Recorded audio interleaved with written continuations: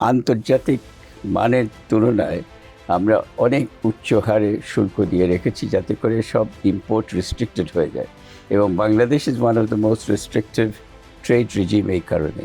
এগুলো তো sir ultimately তো কনজিউমারদের উপরেই তো পাসন হয়। প্রথমে ব্যবসায়ীরা হয়তো শুল্ক দেয়, কিন্তু ultimately it is transfer to the consumer. বাংলাদেশের কনজিউমাররা আন্তর্জাতিক বাজারের দামের তুলনায় কত টাকা বেশি আমাদেরকে দিতে হয়। আমরা দেখেছি আমাদের জাতীয় উৎপাদের প্রায় 5.5% আমাদেরকে এক্সট্রা দাম দিয়ে জিনিসপত্র কিনতে হয়। মানে জিডিপির 5.5%। জিডিপির তার মানে $20 বিলিয়ন বেশি। লোকাল ইন্ডাস্ট্রি গ্রো করতে এই ধরনের রেস্ট্রিকটিভ পলিসি কি সাহায্য করে? প্রোটেকশন যদি চিরস্থায়ী হয়ে যায় তাহলে ওই প্রোটেকশনে আপনার ওই ইন্ডাস্ট্রি আর গড়ে উঠবে না। আমাদের ট্যাক্স বাড়ানোর জন্য আসলে কি করা দরকার? ট্যাক্স রেট বাড়াবার কোনো প্রয়োজন নেই, রাজস্ব বাড়ানোর জন্য ট্যাক্স বেসটা বাড়াতে হবে। সামনের বাজেট আসতেছে, 3টা টপ প্রায়োরিটি এই সরকারের দেওয়া উচিত এইরকম অর্থনৈতিক পরিস্থিতিতে। আমাদের tax system is in very bad shape. Weak tax collection system এবং উইক করাপ্ট, লিকেজ অনেক বেশি আছে। এরকম সিস্টেমে ট্যাক্স জিডিপি রেশিও খুব কম হয়। যে ট্যাক্স পলিসি করে সেই যদি ট্যাক্স কালেক্ট করে, তো it is inherent conflict of interest. Foreign direct investment আমরা পাচ্ছি না কেন? একটা বড় কারণ হচ্ছে আমাদের trade regime is very restrictive.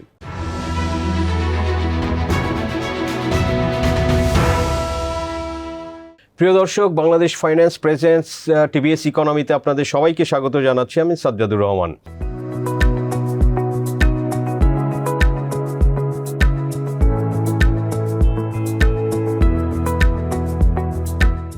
দর্শক, আমরা এখানে একজন লিডিং ইকোনমিস্টের সঙ্গে আলোচনা করি বাংলাদেশের অর্থনীতি, ব্যবসা বাণিজ্য এগুলো নিয়ে। তো আজকে আমাদের সঙ্গে অতিথি হিসেবে আছেন ডক্টর জাইদি সাত্তার। আমরা জানি উনি পিআরআই এর চেয়ারম্যান হিসেবে আছেন, policy research institute of Bangladesh, PRI সংক্ষেপে আমরা যেটা কমনলি চিনি। সো ডক্টর জাইদি সাত্তারের ক্যারিয়ার ওয়ার্ল্ড ব্যাংকে কাজ করেছেন দীর্ঘদিন। তার আগে উনি সিভিল সার্ভিসে ছিলেন, সিভিল সিএসপি হিসেবে কাজ করেছেন এবং বিভিন্ন দেশের ইউনিভার্সিটিতে, ঢাকা ইউনিভার্সিটি, বোস্টন ইউনিভার্সিটি সহ সেখানে অর্থনীতি নিয়ে উনি শিক্ষকতাও করেছেন এবং বোস্টন ইউনিভার্সিটি থেকে ওনার পিএইচডি করা আছে। সো দর্শক, এরকম একজন এনলাইটেন্ড লোককে আমরা পেয়েছি। এবং ডক্টর জাইদি সাত্তার যেটা আরেকটা বিষয়, যে ট্রেড পলিসির ব্যাপারে কিন্তু উনি একজন এক্সপার্ট এবং ওয়ার্ল্ড ব্যাংকের বিভিন্ন লেভেলে কাজ করেছেন, বিভিন্ন দেশের সঙ্গে ইনক্লুডিং বাংলাদেশও কাজ করেছেন। সো এরকম একজন অর্থনীতিবিদকে দর্শক আমরা পেয়েছি এবং আমরা আলোচনা করব বাংলাদেশের অর্থনীতি, ব্যবসা বাণিজ্য এবং স্পেশালি আসলে ট্রেড পলিসি, ট্যাক্স পলিসি এগুলো নিয়ে আলোচনা করব এবং আপনাদের সঙ্গে শেয়ার করব। স্যার, আপনাকে স্বাগতম টিভিএসে। ধন্যবাদ আপনাদেরকে। Thank you for joining us sir. আপনার ব্যস্ততা সত্ত্বেও আসতে পেরেছেন, এজন্য আমরা রিয়েলি গ্রেটফুল। তো স্যার, একটা কথা সবসময় বলা হয় যে বাংলাদেশের আসলে ট্রেড পলিসি অনেক রেস্ট্রিকটিভ, এখানে অনেক প্রোটেকশন। তো এই বিষয়টা নিয়ে তো আপনি কাজ করেছেন, একটু যদি বলেন যে এটা কেন বলা হয় বাংলাদেশের ট্রেড পলিসি। ধন্যবাদ এই প্রশ্নটা ওঠানোর জন্য। আমরা সবাই মনে করি যে আমাদের সব মানে পলিসি ফোকাসটা হচ্ছে এক্সপোর্টের, কীভাবে এক্সপোর্ট বাড়ানো যায়। কিন্তু এক্সপোর্ট বাড়াতে হলে ইম্পোর্ট লাগে, রাইট? আমরা যদি একটা ধারণা করি যে ইম্পোর্ট দরকার নেই, ইম্পোর্ট আর যত কম হয় তত ভালো, তাহলে এক্সপোর্টও হবে না। বিশেষ করে বর্তমান জগতে, বর্তমান যেভাবে বাণিজ্য হয় এবং শিল্পক্ষেত্রে ম্যানুফ্যাকচারিং এবং ইন্ডাস্ট্রির প্রোগ্রেসের জন্যে এবং এক্সপোর্ট ওরিয়েন্টেড ইন্ডাস্ট্রি ডেভেলপমেন্টের জন্য আপনাকে ইম্পোর্ট করতেই হবে। সুতরাং যেসব ইকোনমিতে ইম্পোর্ট হাইলি রেস্ট্রিক্টেড থাকে, সেই সব ইকোনমিতে কিন্তু এক্সপোর্টও বুস্ট করা ডিফিকাল্ট হয়ে যায়। বাংলাদেশের বাণিজ্য নীতি, ট্রেড পলিসি, এটাকে আন্তর্জাতিক অ্যানালিসিসে ইটস হাইলি রেস্ট্রিকটিভ। এবং এই হাইলি রেস্ট্রিকটিভটা এখন বেশিরভাগ কারণ হচ্ছে যে ভেরি হাই ট্যারিফস আমরা বসিয়ে রেখেছি। আমরা ট্যারিফ মানে কাস্টম ডিউটি সবাই মনে করে, কিন্তু কাস্টম ডিউটির পরেও আমাদের এক গাদা প্যারা ট্যারিফ আছে। সো এই প্যারা ট্যারিফ মিলে আমরা এমন আন্তর্জাতিক মানের তুলনায় আমরা অনেক উচ্চ হারে শুল্ক দিয়ে রেখেছি, যাতে করে সব ইম্পোর্ট রেস্ট্রিক্টেড হয়ে যায়। এবং Bangladesh is one of the most restrictive trade regime এই কারণে। সেই জন্যে যদিও গার্মেন্ট সেক্টরে আমরা খুব ভালো করছি, আমরা পৃথিবীতে 2 নম্বর। গার্মেন্ট সেক্টর ভালো করছে কারণ গার্মেন্ট সেক্টর শুল্কের বাইরে আছে। আচ্ছা গার্মেন্ট সেক্টরটা একটা আমি বলি যে ইটস এ ফ্রি ট্রেড অনক্লেভের মধ্যে কাজ করে।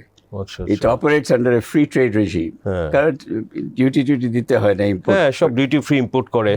কিন্তু রেস্ট অফ দ্য ইকোনমি এবং অন্যান্য এক্সপোর্ট যেগুলো আমরা করার চেষ্টা করছি, এক্সপোর্ট ডাইভার্সিফাই করার চেষ্টা করি, সেখানে কিন্তু ইম্পোর্টের প্রয়োজন হয় এবং ট্রেড রেজিমটাকে আরও ওপেন রাখতে হয়। আমাদের ওইখানে কোনো ট্রেড ডাইভার্সিফিকেশন, এক্সপোর্ট ডাইভার্সিফিকেশনটা হচ্ছে না।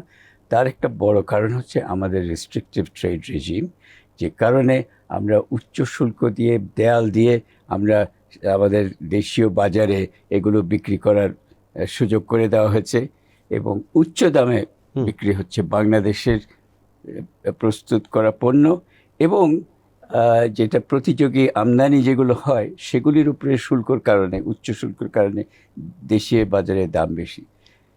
এগুলো তো স্যার আলটিমেটলি তো কনজিউমারদের উপরেই তো পাসন হয়। আলটিমেটলি কনজিউমার যত শুল্ক হোক, ব্যবসায়ীরা কিন্তু শুল্ক, প্রথমে ব্যবসায়ীরা হয়তো শুল্ক দেয়, কিন্তু ultimately it is transferred to the consumer, এবং consumer is the ultimate payer of all this tariffs. তো এখন এই যে সেদিন দেখা গেল IMF-এর যে লেটেস্ট রিপোর্ট যেটা আছে, সেখানে বলছে বাংলাদেশের মাথাপিছু আয় কিন্তু ভারতের চেয়ে $100 বেশি, কিন্তু সেই মাথাপিছু আয়টা হিসাব করা হয় নামিক ডলার, মানে nominal dollar term, US nominal dollar টার্মসে আমাদের মাথাপিছু আয় হচ্ছে $2,900। কিন্তু ওরা বলছে যে যখন পারচেজিং পাওয়ার প্যারিটি টার্মসে যখন আমরা ডলার হিসাব করি, ক্রয় ক্ষমতা হিসাবে যখন হিসাব করি, দেখা যায় যে ভারতের মাথাপিছু আয় বাংলাদেশের হচ্ছে $10,000 মতো, ওদের হচ্ছে $11,500, মানে $1,500 ওদের মাথাপিছু আয়টা বেশি। তার কারণ হচ্ছে ডলারের পারচেজিং পাওয়ার ভারতে অনেক বেশি বাংলাদেশের তুলনায়। সেটাতে দেখা যাচ্ছে যে বাংলাদেশের সাধারণ ভোক্তা এই যে যখন কনজিউমার গুডস কিনছি, না হাজার হাজার কনজিউমার গুডস আছে, সবগুলোতে কিন্তু শুধু আমদানি করা কনজিউমার গুডস না, দেশীয় পণ্য, দেশীয় কনজিউমার গুডসেরও দাম বেশি। সো অ্যাজ এ রেজাল্ট কনজিউমাররা, আমাদের একটা হিসাব আছে যে বাংলাদেশের কনজিউমাররা আন্তর্জাতিক বাজারের দামের তুলনায় যে কনজিউমার গুডসগুলো আমরা কনজিউম করি, ব্যবহার করি প্রত্যেক বছরে, কত টাকা বেশি আমাদেরকে দিতে হয় আন্তর্জাতিক বাজারে, সেটা আমরা দেখেছি। আমাদের জাতীয় উৎপাদের প্রায় 5.5% আমাদেরকে এক্সট্রা দাম দিয়ে জিনিসপত্র কিনতে হয়, মানে জিডিপির 5.5%, জিডিপির তার মানে $20 বিলিয়ন বেশি। হ্যাঁ, বেশি। মানে কনজিউমাররা, এটা বিষয়টা কি অ্যাকচুয়ালি যেটা হচ্ছে এখানে, ট্রান্সফার অফ রিসোর্সেস হচ্ছে কনজিউমার পকেট থেকে প্রডিউসার পকেটে যাচ্ছে কিছু, সরকারি পকেটে যাচ্ছে কিছু। So it's a transfer of resources, কিন্তু কনজিউমাররা এটা বুঝে বলে আমি জানি না, এবং বাংলাদেশের পলিসি মহলেও এটার একটা আন্ডারস্ট্যান্ডিং আছে বলে আমার মনে হয়। কিন্তু স্যার বুঝেও তো কিছু করার নাই, কনজিউমাররা কোথায় যাবে, কি করবে? না, করার আছে আপনাকে অন্তত। এই যে এখন তো মানে মূল্যস্ফীতি সবাই কথা বলছে, মূল্যস্ফীতিতে কনজিউমাররা তো ইয়ে আছে, কিন্তু এই যে উচ্চ শুল্কের কারণে, এবং উচ্চ শুল্কও ঠিক আছে, ধরলাম যে উচ্চ শুল্ক রাখতে হবে কারণ কিছু সংরক্ষণের ব্যাপার আছে, শিল্প সংরক্ষণের ব্যাপার আছে ইত্যাদি, কিন্তু কত উচ্চ শুল্ক করতে হবে এটা কেউ বলেছে? না। কত বছর ধরে করতে হবে? বিস্কিটের উপরে এখনো আমাদের 70-80% শুল্ক দিয়ে রাখা হয়েছে, মানে বিস্কিট ইন্ডাস্ট্রি সংরক্ষণের জন্য। বিস্কিট ইন্ডাস্ট্রি সংরক্ষণ তো 50 বছর ধরে তো আমরা বিস্কিট তৈরি করছি, খুব ভালো বিস্কিট তৈরি হচ্ছে, কিন্তু তো 70% শুল্ক দেওয়ার কারণটা কি? রেভিনিউ তো আসছে না, কারণ বিস্কিট আমদানির উপরে যদি 70% শুল্ক থাকে তাহলে বিস্কিট আমদানি খুব সামান্য হয়। সো এটা এর আগে তো 200% ছিল, আপনি 2015-16 সালে 200% ছিল, ওগুলো কমিয়ে দেওয়া হয়েছে। কিন্তু স্যার এই যে যেটা সরকার বাংলাদেশের সাকসেসিভ গভর্নমেন্টগুলো যেটা বলে যে এটা হচ্ছে যে আমাদের স্থানীয় শিল্পকে তারা প্রোটেকশন দেওয়ার জন্য হ্যাঁ। এই যে ইম্পোর্টে হাই ট্যারিফটা তারা বসিয়ে রাখে, হ্যাঁ। তো এটা কি আসলে স্যার কাজ করে? লোকাল ইন্ডাস্ট্রি কি গ্রো করতে এই ধরনের রেস্ট্রিকটিভ পলিসি কি সাহায্য করে? আপনি তো অনেক দেশে কাজ করেছেন, এরকম কোনো রেফারেন্স আছে? একদম একদম, এটা মূল প্রশ্ন। জি। মানে এই যে শিল্প সংরক্ষণ নীতি, ইন্ডাস্ট্রিয়াল প্রোটেকশন যে নীতিটা আছে, এটার মূল হচ্ছে হ্যাঁ আমাদেরকে নতুন করে শিল্প মানে এস্টাবলিশ করতে গেলে প্রথমে কম্পিটিশন, আন্তর্জাতিক কম্পিটিশনের সাথে পারবে না, সুতরাং একটু সংরক্ষণ করার, প্রোটেকশন করার দরকার আছে। এই আইডিয়াটা 1950 দশকে এসেছে, যখন নতুন নতুন দেশ স্বাধীন হচ্ছিল, মানে কলোনিয়াল মানে কলোনাইজেশন থেকে বেরিয়ে আসছিল, তখন তারা দেখছিল যে তাদের কোনো ইন্ডাস্ট্রি কিছু নাই তাদের। তখন আইডিয়া হলো যে হ্যাঁ ইন্ডাস্ট্রিয়ালাইজ করতে গেলে তাদেরকে প্রোটেকশন দিতে হবে। আচ্ছা, কিন্তু সেই প্রোটেকশন দিতে হবে, কিন্তু প্রোটেকশন যদি চিরস্থায়ী হয়ে যায় তাহলে ওই প্রোটেকশনে আপনার ওই ইন্ডাস্ট্রি আর গড়ে উঠবে না, ওই ইন্ডাস্ট্রি কোনোদিন কম্পিটিটিভ হবে না। তো ওই প্রোটেকশনটা দিয়ে যে দামটা বাড়িয়ে রাখা হয়, কনজিউমাররা বছরের পর বছর সেই উচ্চ দামে সে জিনিসপত্র কিনবে। আমাদের দেশে তাই হচ্ছে, মানে প্রোটেকশনটা একবার দেওয়া হলো তো এটা চলতেই থাকে, তো চলতেই থাকে, কোনোদিন মানে উদ্যোক্তারা বলছে না যে ভাই এখন শুল্কটা কমিয়ে দেন, আমরা উদ্যোক্তারা তো বলবে না স্যার এটা কখনো। আলটিমেটলি হয় কি, logic of protection is that protection must be time bound এবং it must be performance base. আপনাকে পারফরমেন্স দেখতে হবে। আচ্ছা, প্রোটেকশনটা দেওয়া হলো কেন? দেওয়া হলো যাতে করে আপনি এই যে যতদিন আপনি কম্পিট করতে পারছেন না ইনিশিয়ালি, আপনি আচ্ছা 5 বছর 10 বছর পরে আপনাকে তো এই শুল্কটা আস্তে আস্তে করে কমিয়ে দিতে হবে, কম্পিটিশনটা বাড়াতে হবে। আপনি তো, আপনার তো কথা ছিল যে আপনি, কিন্তু বাংলাদেশের ক্ষেত্রে এবং এটা আন্তর্জাতিকভাবেও দেখা গেছে, এই যে সংরক্ষণ মানে প্রোটেকশনটা একবার শুল্ক দিয়ে দেওয়া আরম্ভ করলে ওটা আর থামে না। মানে আমরা ওই যে ইনফ্যান্ট ইন্ডাস্ট্রি আর্গুমেন্ট বলে একটা কথা আছে, ইনফ্যান্ট ইন্ডাস্ট্রি তাকে একটু সংরক্ষণ দেওয়া দরকার আছে। কিন্তু ইনফ্যান্ট কতদিন ইনফ্যান্ট থাকবে?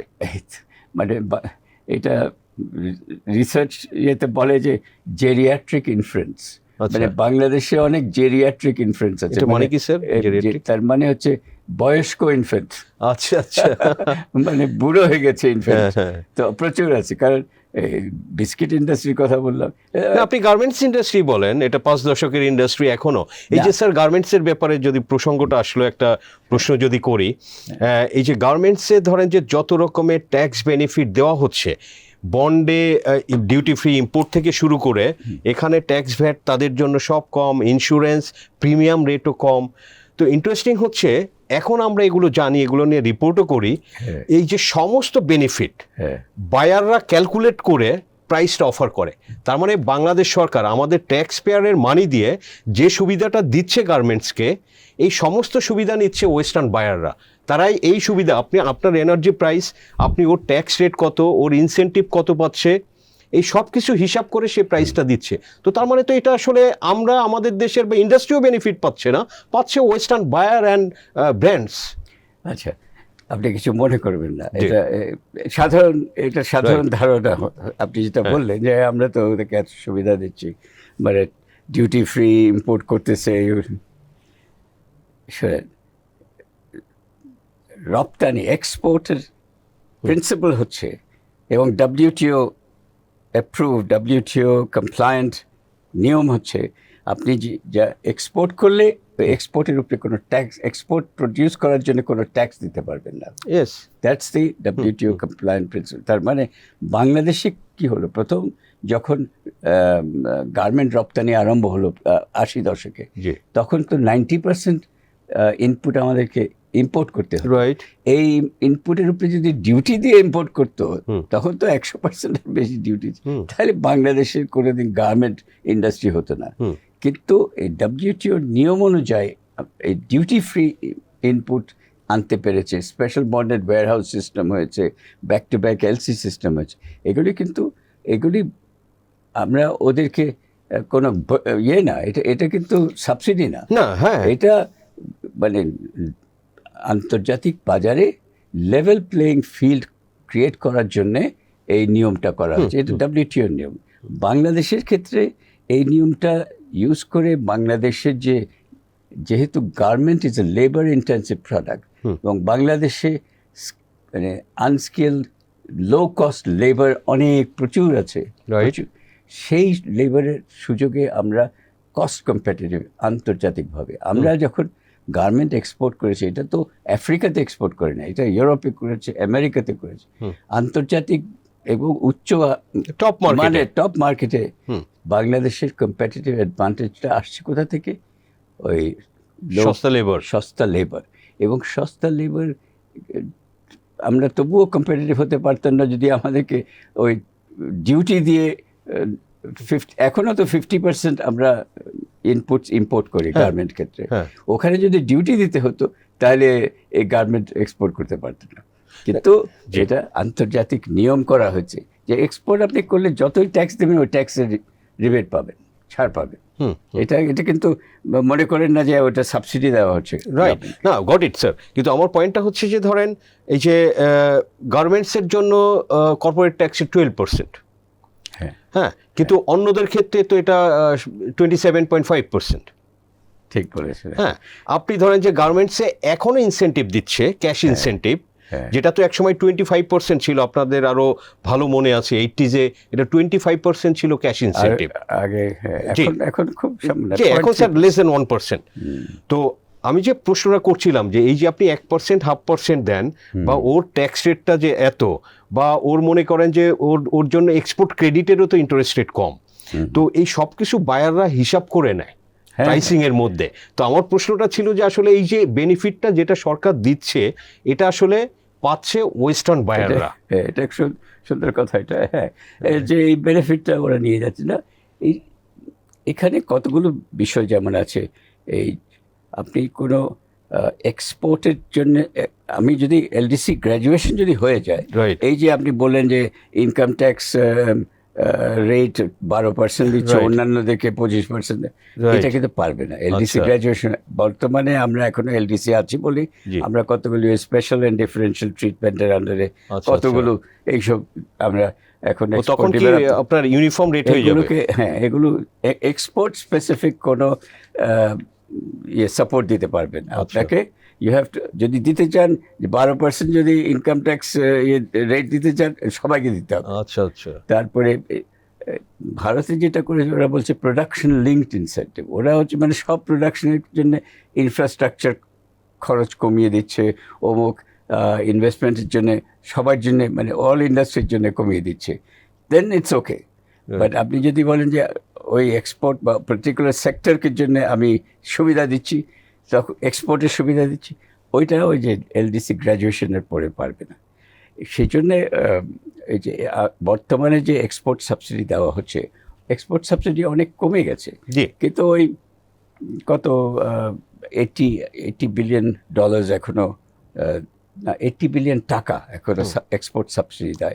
ওর মধ্যে 80% রেডিমেড গার্মেন্টের যাচ্ছে, কারণ 80% তো এক্সপোর্টার রেডিমেড গার্মেন্ট। কিন্তু ওদের সাবসিডি রেটটা খুব কম। হ্যাঁ, সাবসিডি অনেক কমেছে স্যার। আমরা যদি আরেকটু আলোচনায় আসি অন্যদিকে, একটু ট্যাক্সের বিষয়ে। আপনি গত ইন্টারিম সরকারের সময় তারা একটা ন্যাশনাল টাস্ক ফোর্স করেছিল, সেটা আপনি লিড দিয়েছেন। তো এই যে আমাদের এনবিআর ট্যাক্স পলিসি এগুলো রিফর্ম নিয়ে আপনি কিছু রিকমেন্ডেশনসও দিয়েছেন আপনারা। তো স্যার ওখানে আসলে আপনারা কি ধরনের রিকমেন্ডেশনস দিয়েছেন? আমাদের ট্যাক্স টু জিডিপি রেশিও এখন লেস দেন 7%, এবং এটা যারা ওয়ার্ল্ড ব্যাংক IMF এর সাথে নেগোশিয়েট করে সরকারের, তারা অনেক সময় একটু এম্বারাসড হয়ে যায় যে এত কম। 10% ছিল অ্যারাউন্ড, সেটা তো সবার বাড়ে, আমাদের কমছে কেন? সো এই বিষয়ে স্যার আপনারা আসলে কি রিকমেন্ড করেছেন? আমাদের ট্যাক্স বাড়ানোর জন্য আসলে কি করা দরকার? ট্যাক্স রাজস্ব বাড়ানোর জন্য আমরা কিন্তু একটা প্রিন্সিপাল আমাদের রিপোর্টে দিয়েছি যে কোনো ট্যাক্স রেট বাড়াবার কোনো প্রয়োজন নেই, বরঞ্চ কিছু ট্যাক্স রেট কমাতে পারেন। আপনাকে রাজস্ব বাড়ানোর জন্য ট্যাক্স বেসটা বাড়াতে হবে। এটা ডিরেক্ট ট্যাক্সের ব্যাপারে প্রযোজ্য, ভ্যাটের ব্যাপারে প্রযোজ্য, শুধু বাণিজ্য করের ব্যাপারে আমাদের রেকমেন্ডেশন হচ্ছে বা স্ট্র্যাটেজিক রেকমেন্ডেশন হচ্ছে যে বাণিজ্য করের উপরে যে এখন নির্ভরতা যেটা আছে, মানে এখনো 28% রাজস্ব বাণিজ্য কর থেকে আসে। মানে এই ইম্পোর্ট থেকে বেসিক্যালি ইম্পোর্ট ডিউটি, ট্যারিফ, প্যারাট্যারিফ, এসব সব ওই যে এসডি সাপ্লিমেন্টারি ডিউটি ইউজ, খুব বেশি। এটা বাণিজ্য কর হচ্ছে সবচেয়ে ডিস্টর্টিভ ট্যাক্স। ডিরেক্ট ট্যাক্সের ইজ লেস ডিস্টর্টিভ, আপনার বাণিজ্য করটা খুবই ডিস্টর্টিভ। এর বিজনেস অ্যালোকেশন, রিসোর্স অ্যালোকেশনে ডিস্টর্শন করে, বিজনেস ইনভেস্টমেন্টের ইনসেন্টিভে ডিস্টর্ট করে, মানে একজন সুবিধা পাচ্ছে আরেকজন পাচ্ছে না, কেউ ফাঁকি দিল, ট্যাক্স ফাঁকি দিল, আরেকজন দিল না, তাহলে অনেক রকম ইয়ে হয়, ডিস্টর্শন হয়। সো আমরা রেকমেন্ড করেছি যে বর্তমানে যেখানে প্রায় 2.5% জাতীয় উৎপাদের 2.5% আসছে বাণিজ্য কর থেকে, 28% রাজস্ব আসছে ওখান থেকে, এটা কমিয়ে নিয়ে 10 বছরে 2035-এর মধ্যে মাত্র 1% জাতীয় উৎপাদের 1% should come from trade taxes. আর অন্যগুলোতে আমরা বলেছি যে ওভারঅল বর্তমানে যে ট্যাক্স সিস্টেম আছে তাতে ইনডিরেক্ট ট্যাক্সের শেয়ার হচ্ছে 70%, ডিরেক্ট ট্যাক্সের শেয়ার মাত্র 30%। এটা উল্টিয়ে দিতে হবে আগামী 10 বছরে, গিয়ে 30% ইনডিরেক্ট ট্যাক্স থেকে আনতে হবে, আর ডিরেক্ট ট্যাক্স থেকে 70%। ইনডিরেক্ট ট্যাক্স হচ্ছে ভেরি রিগ্রেসিভ ট্যাক্স, এটা গরিবদের, লো ইনকাম কনজিউমার বেশি বার্ডেন পড়ে। সো এইটা করতে হবে। এগুলি হচ্ছে জেনারেল প্রিন্সিপাল কথা, কিন্তু আমরা ট্যাক্স কোথাও কিন্তু বাড়াবার কথা বলি নাই। আচ্ছা, আরেকটা জিনিস আছে যে ট্যাক্স এক্সপেন্ডিচার যেটাকে বলে, অনেকগুলো ট্যাক্স এক্সেমশন আছে, এবং IMF তো খুব জোর করছে যে আপনাকে এই ট্যাক্স এক্সেমশন, এবং কিন্তু একটা জিনিস ওরা ভুল, আমি দেখেছি ওরা এমনকি এই যে আমি এখন যে গার্মেন্ট ক্ষেত্রে যেটা বললাম যে ডিউটি ফ্রি ইনপুটস, আর ওরা ওইটাকেও ধরতে চাচ্ছে, কিন্তু ওটা ধরতে পারবে না, কারণ আমাদেরকে বলতে WTO প্রিন্সিপালে কিন্তু এটা জায়েজ আছে। WTO প্রিন্সিপালে বলে আপনি যতগুলি ট্যাক্স দিতেছেন এক্সপোর্ট প্রোডাকশনের সময়, এগুলি আপনি রেয়াত পাবেন। এখন আমাদের তো যেমন ইভেন ভ্যাট যে দিতে হয়, কিন্তু ইলেকট্রিসিটিতে যদি ভ্যাট দিতে হয়, গার্মেন্ট সেক্টরে যদি ইলেকট্রিসিটিতে ওখানে যে কোনো ট্যাক্স দিতে হয়, পানি ইউজ করতে কোনো ট্যাক্স দিতে হয়, ওগুলো কিন্তু রেয়াত পেতে পারবেন। আপনাকে ঠিক মতো হিসাব করে দিতে হবে। আচ্ছা, প্রিন্সিপাল ভ্যাট WTOর প্রিন্সিপাল হচ্ছে যে আপনি যেটুকু এক্সপোর্ট করেছেন সেটার জন্য আপনি যদি কিছু ইনপুট ইউজ করে থাকেন, ওখানে যদি ট্যাক্স দিয়ে থাকেন, ওইটা রিবেট আপনি পাবেন। এটা কিন্তু জায়েজ। আচ্ছা, সো তো সেটা ট্যাক্স এক্সপেন্ডিচার না। ট্যাক্স এক্সপেন্ডিচার হচ্ছে অনেক জায়গায় আরও ট্যাক্স এক্সেমশন দেওয়া হচ্ছে ওইখানে। বেশ ভ্যাটে, যেমন ভ্যাটে আমরা এখন ভ্যাট কালেক্ট করছি ধরুন 2.7% অফ GDP, আর ওই ট্যাক্স ভ্যাট এক্সেমশন যে আমরা বাদ দিয়েছি ওখানে ওটা 3.5%, ওটার চেয়ে যত কালেক্ট হচ্ছে তার চেয়ে বেশি এক্সেমশন দেওয়া হচ্ছে। ওটা এক্সেমশন তো গ্র্যাজুয়ালি কমাচ্ছে, এটা আগের সরকার থেকে শুরু হয়েছে, এগুলি এটা কমাচ্ছে। স্যার, আমরা আলোচনা শেষের দিকে, আমরা জানি যে সামনে বাজেট আসতেছে নতুন অর্থ বছরে, দেশেও নতুন সরকার 2 মাস, তো এর মধ্যে তো আমরা দেখলাম যে মধ্যপ্রাচ্যে একটা যুদ্ধ পরিস্থিতি, আমাদের দেশের জ্বালানির পরিস্থিতি যে কীরকম একটা বাজে অবস্থায় তৈরি করলো, যদিও সেটা আমাদের দায় না, সরকারেরও দায় না, বাট ফেস করতে হয়েছে। তো এরকম সিচুয়েশনে সরকারের তো স্যার সাবসিডি বাড়বে, তাদের আসলে ট্যাক্স রাজস্ব আদায় যদি ওইভাবে না বাড়ে, ফিসক্যাল বার্ডেন বাড়বে। তো আপনার স্যার সামনের বাজেট আসতেছে, আপনার আসলে হোয়াট ডু ইউ থিঙ্ক যে 3টা টপ প্রায়োরিটি এই সরকারের দেওয়া উচিত এইরকম অর্থনৈতিক পরিস্থিতিতে? নতুন সরকার, ডেমোক্রেটিক্যালি ইলেক্টেড সরকার, এবং আমরা আমাদের সমাজ, আমাদের অর্থনীতি একটা নতুন রাস্তায় আমরা এগিয়ে যাচ্ছি। এখানে মানে আমরা সবাই এক্সপেক্ট করছি যে যেসব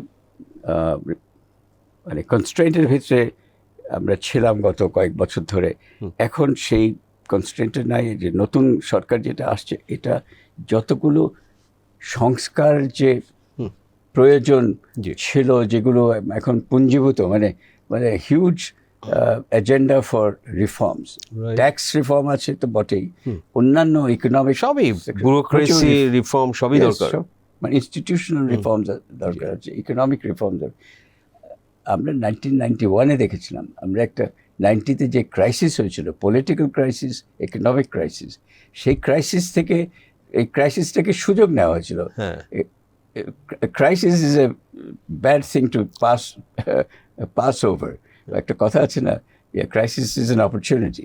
সো 1991-এ যে সরকার এসেছিল তারা কিন্তু র্যাডিক্যাল চেঞ্জ করতে পেরেছে, ইকোনমির একদম ডিরেকশন চেঞ্জ করে দিতে পেরেছে, যেটার বেনিফিট কিন্তু পরে 2 দশকে আমরা পেয়েছি। এখনও এই সরকারটা, যদিও উই ক্যান আন্ডারস্ট্যান্ড যে এজেন্ডা অনেক আছে, মানে অস্টেরিটি বাজেট যতই আমরা বলি না কেন, দে উইল ট্রাই টু যে এজেন্ডা ইয়ে করার জন্য হয়তো মানে খুব এক্সপ্যান্ড করবে তারা, অলরেডি এরকম সিগন্যাল আছে। সিগন্যাল আছে, কিন্তু এক্সপ্যান্ড করতে চাইলে তো রিসোর্স লাগবে। তো আপনাকে রিসোর্স তো গায়ের জোরে তো আপনি ট্যাক্স রেভিনিউ উঠাতে পারেন না আপনাকে সেখানে। তাহলে 1 নম্বর কথা হচ্ছে আপনাকে কতগুলি মৌলিক সংস্কার করতে হবে, and deep, and you have to be committed to making some deep reforms. একটা তো হচ্ছে যে এই যে bifurcation of NBR. the revenue collection system. আমাদের tax system is in very bad shape. এই যে লো ট্যাক্স জিডিপি রেশিও, আন্তর্জাতিকভাবে যেটা রিসার্চ করে দেখা গেছে, low tax GDP ratio happens when you have a very মানে উইক ট্যাক্স কালেকশন সিস্টেম, এবং উইক, করাপ্ট, লিকেজ অনেক বেশি আছে, এরকম সিস্টেমে ট্যাক্স জিডিপি রেশিও খুব কম হয়। দিস ইজ একেবারে ভালো evidence আছে। রিসার্চ এভিডেন্স আছে। সো আমাদের এখানে we will have to do some very fundamental and deep tax policy and tax collection reforms. Okay. So যে বাইফার্কেশন আইডিয়াটা, যেটা 20 বছর ধরে বলা হচ্ছে বাংলাদেশে, যে ভাই আপনার যে ট্যাক্স পলিসি করে সেই যদি ট্যাক্স কালেক্ট করে, তো it is inherent conflict of interest. So এইটাকে ওকে, নাম্বার 1 স্যার। নাম্বার 2? নাম্বার 2 হচ্ছে strategic shift from reliance on trade taxes to domestic based taxes.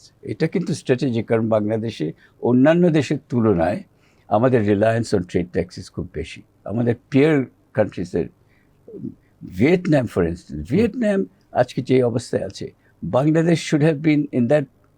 Vietnam তো একই সময় মানে ওই যে স্বাধীনতাও একই সময়, আমাদেরও। So আমরা ভিয়েতনামের এত পিছিয়ে পড়েছি কেন in terms of export performance? Vietnam is a fantastic export oriented economy. আমাদেরকে ওখান থেকে কিছু আনতে, ওটার জন্যে আমি যেটা আপনার দ্বিতীয় কথা বলবো, আমাদের ট্রেড পলিসি এটাকে রিওরিয়েন্ট করতে হবে। ট্রেড পলিসিতে আমি বোধহয় প্রথমে বলছিলাম যে ইম্পোর্ট, আমাদেরকে ইম্পোর্ট রেস্ট্রিকশন যদি খুব বেশি করি তাহলে আমরা আর এক্সপোর্টে সুবিধা করতে পারবো। আমাদের এক্সপোর্ট ডাইভার্সিফাই করতে হবে, মানে দিস ইজ, আর নতুন করে কিছু বলার নেই, আমাদের এক্সপোর্ট ডাইভার্সিফিকেশন দরকার। কিন্তু তাহলে আমাদের ইম্পোর্ট রেজিমটাকেও একটু লিবারালাইজ করতে হবে, যেটা করা হয়েছিল 1991-এ। কিন্তু পরে নানান রকম ওই ট্যারিফের উপরে আবার প্যারা ট্যারিফ বসিয়ে টসিয়ে নানানভাবে ওটাকে রেস্ট্রিক্ট করে দেওয়া হয়েছে। সো এখন সময় এসছে যে উই উইল হ্যাভ টু, আমাদেরকে অনেকগুলো ফ্রি ট্রেড এগ্রিমেন্টের দিকে যেতে হবে। আমরা একটাও ফ্রি ট্রেড এগ্রিমেন্ট করতে পারছি না, তার কারণ কিন্তু আমাদের শুল্ক এত উচ্চ শুল্ক দিয়ে আমাদের সাথে কেউ ফ্রি ট্রেড এগ্রিমেন্ট করবে না। জাপান চেয়েছিল করতে, তারপরে দেখে যে এই যে সাপ্লিমেন্টারি এক গাদা গাড়ির উপরে, যে জাপান যেটা এক্সপোর্ট করতে চায় সেটার উপরে এতগুলো সাপ্লিমেন্টারি ডিউটি আছে।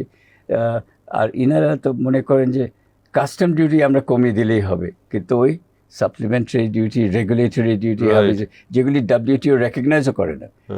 WTO যখন আন্তর্জাতিকভাবে তুলনা করে যে কার শুল্ক কোন দিকে, বাংলাদেশে কাস্টম ডিউটি শুধু দেখে, কারণ বাকিগুলো ওরা বলে আদার ডিউটিজ অ্যান্ড চার্জেস। ওগুলো নিয়ম হচ্ছে যে ওগুলো মানে ডোমেস্টিক প্রোডাকশন এবং ইম্পোর্টের সমান সমান হতে হবে। কিন্তু বাংলাদেশে সাপ্লিমেন্টারি ডিউটি ওই ইম্পোর্টের উপরে আছে, 90% ইম্পোর্টের উপরে আছে, যা ডোমেস্টিক একটু কম। এটা কিন্তু আচ্ছা, একটা ডিস্ট্রাকশন এটা। এলডিসি গ্র্যাজুয়েশন হয়ে গেলে এগুলো আর পারবে না, এগুলো Right. অসুবিধা আছে। সো এগুলো কতগুলি মৌলিক সংস্কার, ট্রেড রিজিমটাকে বাংলাদেশের এফডিআই ফরেন ডিরেক্ট ইনভেস্টমেন্ট আমরা পাচ্ছি না কেন? একটা বড় কারণ হচ্ছে আমাদের trade regime is very restrictive. এই যে ইম্পোর্ট রিজিম যদি খুব রেস্ট্রিকটিভ হয়, ফরেন ইনভেস্টররা আসতে চাইবে না, কারণ তার ফরেন ইনভেস্টররা এখানে আসবে কেন? এক্সপোর্ট করার জন্য আসবে, জি। বাংলাদেশের বাজারে জিনিস বিক্রি করার জন্য। তারা এক্সপোর্টের জন্য আসতে হলে তারা জানে যে তাদেরকে ইম্পোর্ট অনেক কিছু নিয়ে আসতে হবে, ইম্পোর্ট করতে হবে। সো ইম্পোর্ট রিজিমটা যদি খোলা তো না থাকে, রেস্ট্রিকটিভ হয়। তাইলে ফরেন ইনভেস্টররাও আসবেন। অন্যান্য আরও অন্য কারণ আছে, জি। কিন্তু এই একটা কারণে ট্রেড রিজিমটাকে আমাদেরকে ঢেলে সাজাতে হবে। This is no trade regime for a dynamic economy. Sir, আমরা জি, আপনার sir any more suggestion? I think okay, fine. তো স্যার আমরা আলোচনা শেষ করি আজকে। Thank you. জি, দর্শক, আমরা আলোচনা করলাম ডক্টর জাইদি সাত্তারের সঙ্গে বাংলাদেশের আসলে ট্রেড পলিসি এতটা রেস্ট্রিকটিভ এবং সেটা আসলে আমাদের অর্থনীতিকে কতটা সাহায্য করছে সেটাও আসলে একটা প্রশ্নের মুখে, এবং এগুলো নিয়ে আসলে আরও ফার্দার গবেষণা দরকার, যেটা স্যারের থেকে আলোচনা করে শুনলাম। এটা আসলে আমাদের সাহায্য করছে নাকি আসলে ক্ষতি করছে, আমাদের এক্সপোর্টে ডাইভার্সিফিকেশন হচ্ছে না, আমাদের এফডিআইও আসছে না, এগুলো হচ্ছে যে এরকম হাই ট্যারিফ বা রেস্ট্রিকটিভ পলিসি, এগুলো এর পিছনে কারণ হিসাবে, সেগুলো কিন্তু doctor Zaidi Sattar point out করলেন। দর্শক, আমরা আলোচনা করলাম, সমস্ত কিছু আপনাদের সঙ্গে শেয়ার করলাম। আমাদের আলোচনা ভালো লাগলে লাইক করবেন, শেয়ার করবেন। আপনাদের সবাইকে ধন্যবাদ।